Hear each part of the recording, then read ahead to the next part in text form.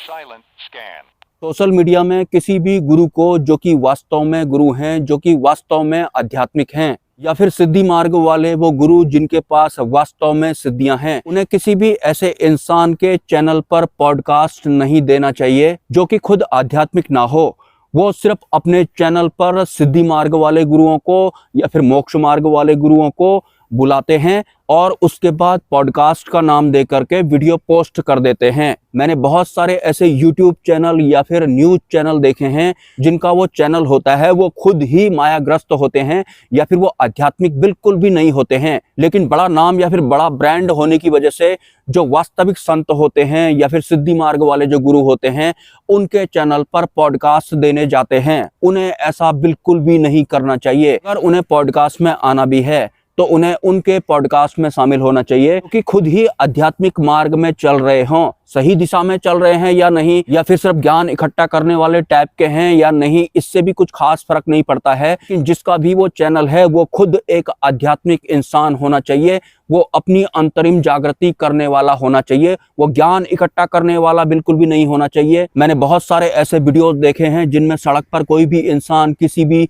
साधु बाबा जैसे इंसान से पूछने लग जाता है कि अगर तुम वास्तव में हिंदू हो तो गायत्री मंत्र सुनाकर दिखाओ। वो खुद आध्यात्मिक नहीं होता है, लेकिन वो सड़क पर चलते किसी भी आदमी से पूछने लगता है कि अगर तुम हिंदू हो तो गायत्री मंत्र सुनाकर दिखाओ या फिर किसी अन्य तरह का पुराण या फिर ग्रंथ सुनाकर दिखाओ। ये कुछ निम्न स्तर के लोग इस तरह का काम करते हुए आजकल जगह जगह में दिखाई पड़ते हैं, जिस वजह से जो वास्तविक साधु संत होते हैं हो सकता है वो मौन अवस्था वाले हों और तुमने उन्हें छेड़ दिया। क्या हो अगर वो सत्पुरुष हों और कुछ वो बोल नहीं रहे हैं करके तुम उन्हें गालियां देने लगते हो या फिर भीड़ इकट्ठा कर देते हो, तो तुम्हारा या फिर उस पूरी भीड़ का एक दिन क्या होगा या फिर उनका फ्यूचर क्या हो जाता है तुम लोगों को अभी नहीं पता है। तो निम्न स्तर की ये हरकतें करना बंद कर दो। तुम अभी खुद के भी लायक नहीं हो। जिस दिन तुम्हें खुद का थोड़ा बहुत ज्ञान हो जाएगा कि कितने गहरे पानी में मैं हूं और सोशल मीडिया से या फिर व्हाट्सएप वाला ज्ञान इकट्ठा कर करके जो मैं ये आम जनता से पूछ रहा हूं कि अगर तू हिंदू है या फिर तू सनातनी है तो ये वाला श्लोक सुनाकर दिखा या फिर हनुमान चालीसा का पाठ सुनाकर दिखा। मानता हूं कि एक वे में पाखंडी लोगों को एक्सपोज करने का ये तरीका भी है, लेकिन तुम वास्तविक आध्यात्म में तो हो नहीं। और अगर तुमने गलती से किसी वास्तविक आध्यात्मिक इंसान को छेड़ दिया तो फिर वो तुमसे कुछ बोलेंगे भी नहीं। और आंतरिक स्तर पर ही वास्तविक अध्यात्म काम करता है,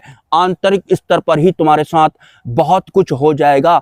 भूल कर भी ऐसी गलती ना करें। और बड़े बड़े ये जो न्यूज चैनल वाले हैं ये खुद तो आध्यात्मिक है नहीं, लेकिन ये आध्यात्मिक जगत से जुड़े हुए लोगों के इंटरव्यूज लेने में लगे हुए हैं और अपनी श्रापित बुद्धि वाले सवाल उनके सामने करने में लगे हुए हैं। एक वास्तविक सत्य अगर आपको मैं बताऊं तो जितने भी ये गीता, कुरान या फिर पुराण वगैरह हैं इनमें अगर मिलोचा किया गया है तो इसी तरह के निम्न स्तरीय लोगों द्वारा किया गया है जो कि आध्यात्मिक नहीं थे या फिर निम्न स्तर के थे या फिर सांसारिक थे या फिर ज्ञान इकट्ठा करके वो पैसा बनाना चाहते थे। तो ग्रंथों को पढ़ने के दौरान जिस भी हिसाब से उनकी बुद्धि को समझ में आया उन्होंने उसी हिसाब से लिख दिया। और वास्तविक अध्यात्म को समझने के लिए वास्तविक सत्य के मार्ग पर चलना पड़ता है, सही दिशा में चलना पड़ता है। अगर आज मैं कोई किताब लिखना शुरू कर देता हूँ, मतलब मैं लिखता नहीं हूँ, मैं सिर्फ बोलने लगता हूं, और श्रापित बुद्धि वाले लोगों ने अगर उसको किताब के रूप में लिखना शुरू कर दिया तो जिस हिसाब से उनकी बुद्धि को समझ में आएगा उस हिसाब से ही वो लिखने वाले भी हैं। वो पूर्ण रूप से आध्यात्मिक तो है नहीं, सतमार्ग पर वो चल सकते हैं नहीं, तो जैसा भी वास्तविक सत्य उन्हें समझ में आएगा उसी हिसाब की किताब वो लिखने वाले हैं। और तो और वो उस ज्ञान को मैं और मेरा वाला ज्ञान बना देने वाले हैं। जो कैलाश पर्वत है वहां पर चढ़ने के लिए 4 अंग्रेज गए थे जिनमें एक महिला भी थी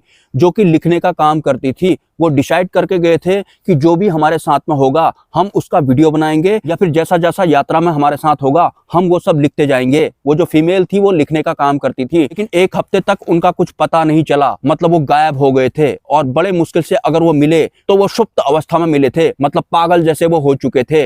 लेकिन वो महिला जो कि एक राइटर भी हुआ करती थी उसने अपनी बुक में कुछ लिखा भी हुआ था उस यात्रा के दौरान, लेकिन उसने जो लिखा हुआ था जिसने भी वो देखा वो कुछ बोल नहीं पाया था, वो वहीं का वहीं खड़ा रह गया था। उनमें डॉक्टर भी थे और बहुत सारे वैज्ञानिक भी थे। तो ऐसा क्या लिखा गया होगा उस कागज में जो डॉक्टर और वैज्ञानिक भी कुछ बोल नहीं पाए और डर के मारे किसी को बता भी नहीं पाए। तो निम्न स्तरीय चेतनाओं के साथ अगर तुम उच्च स्तरीय ज्ञान को ग्रहण करने जाओगे या फिर मैं जान लूंगा और जो भी मैं जान लूंगा उसे दुनिया को बता देने वाली मेंटालिटी के साथ जाओगे, अगर आप ऐसा कर देते हैं तो आपका बहुत बड़ा नाम भी हो जाएगा।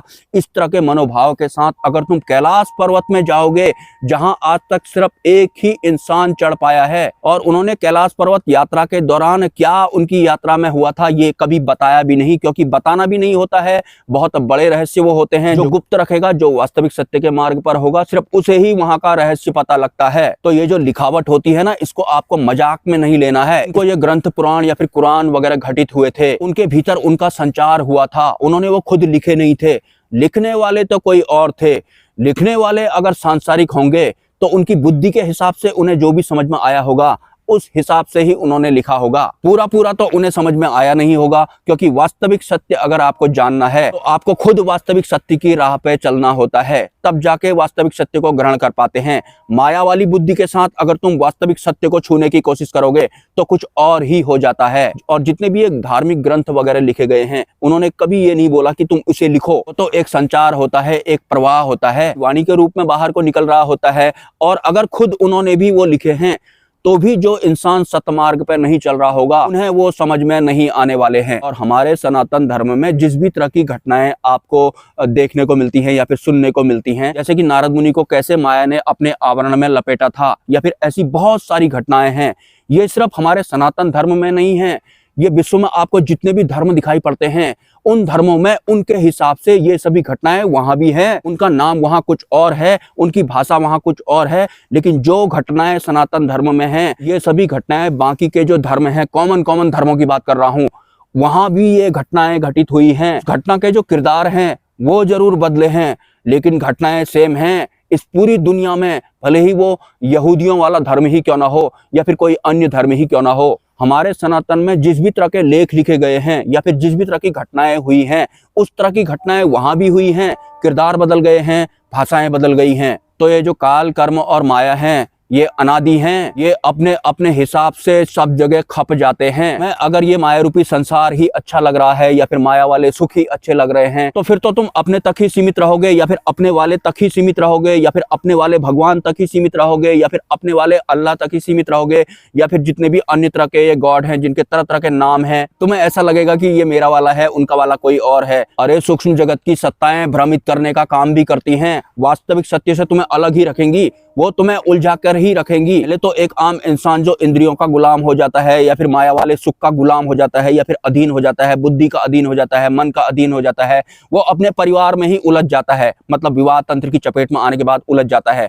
उसके बाद उसका परिवार ही उसके लिए संसार होता है, बाकी तो दूर की बात है। फिर जो जो इस संसार में चल रहा है या फिर मेरे आसपास चल रहा है, मैं भी उस वाले जैसा हो जाता हूँ। मेरे यहाँ पर हिंदू या फिर सनातन जैसा चलता है तो मैं सनातन या फिर हिंदू वाला जैसा बन जाता हूँ, लिखवा भी देता हूँ। मेरे यहाँ पर मुस्लिम वाला जैसा चलता है तो मैं मुस्लिम बन जाता हूँ, लिखवा भी देता हूँ अपने आप को। मेरा वाला अलग हो जाएगा और मुझे बाकी का तो पता नहीं, मेरा वाला मुझे सेपरेट वाला लगता है। और अगर मैं यहूदी हूँ तो मैं अलग वाला हो जाता हूँ, मैं जीसस वाला हूँ तो वो मेरा वाला है, मैं इसके वाला जैसा हो जाता हूँ, मैं लिखवा भी देता हूँ, मैं आइडेंटिटी कार्ड बना दूंगा अपना। काल, कर्म और माया ने अनादिकाल से ही इंसानों को अपने आवरण में छटपटाने को मजबूर कर रखा है। वो उससे बाहर निकल ही नहीं पा रहे हैं। ज्यादा से ज्यादा वो मैं और मेरा या फिर मेरा और तेरा या फिर इसका या फिर उसका वाला जैसा करने में लगे हुए हैं। ये कहीं नहीं पहुंचने वाले हैं। मैंने बहुत सारे अपने वीडियोज में बताया था, जब किसी नई सभ्यता का आगमन होता है, मैं परिवर्तन की बात कर रहा हूँ, मैं वास्तविक परिवर्तन की बात कर रहा हूँ, तो फिर जो समय रहते ही सही दिशा में नहीं चलते हैं, सतमार्ग वाली लाइन में नहीं चलते हैं, भले ही वो किसी भी धर्म के हों। और वैसे भी जो धर्म वगैरह होते हैं ना, ये मान्यताएं और धारणाएं होती हैं। मतलब जैसा दुनिया में चल रहा है हमने भी वैसा लिखवा लिया है और मान भी लिया। मानने की क्या जरूरत है?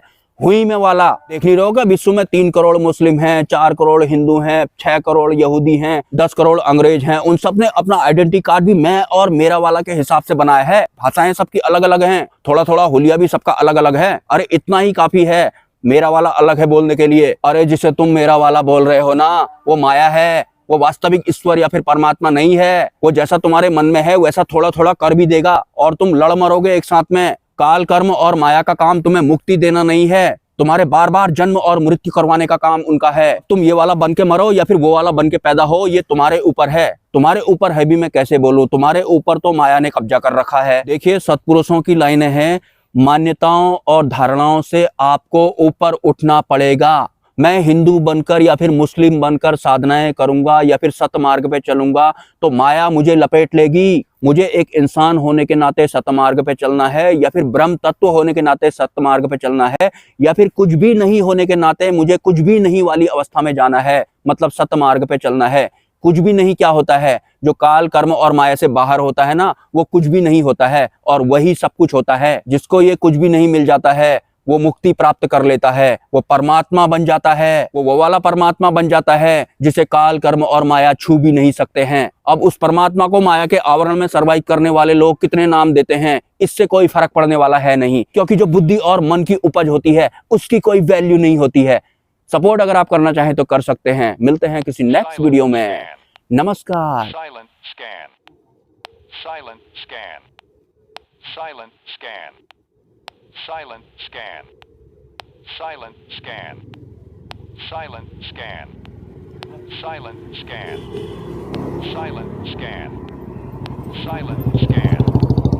Silent scan. Silent scan. Silent scan. Silent scan.